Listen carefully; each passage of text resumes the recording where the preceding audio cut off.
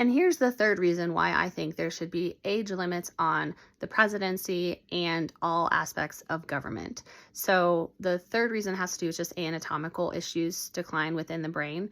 There's an estimate out there that at around the age of 60 and then every year forward, brain volume loss is at about 0.5% to 1% every year.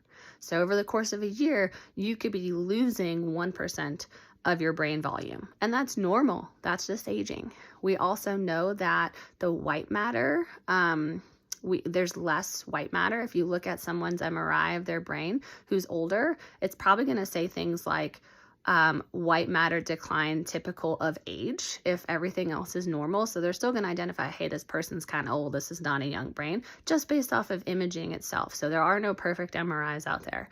And so what that means is typically it's just there's less space. There's less space for your axonal pathways to be, it's less efficient to transfer information from one part to another or get from one place to another.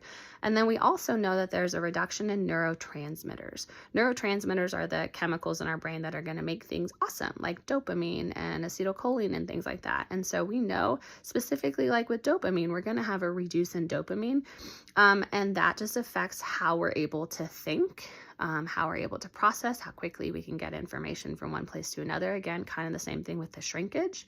We also know that the shrinkage areas, specifically prefrontal cortex, which controls a whole lot of executive functioning skills, so the high level stuff that we need. I always say it's kind of like being the CEO of a company or maybe the president of the United States, who needs to do very, very high level things. And we know that the prefrontal cortex is the area where that happens. And we also know that 60 and above, they're going to have a smaller prefrontal cortex. Same thing with the hippocampus, which is a lot of memory.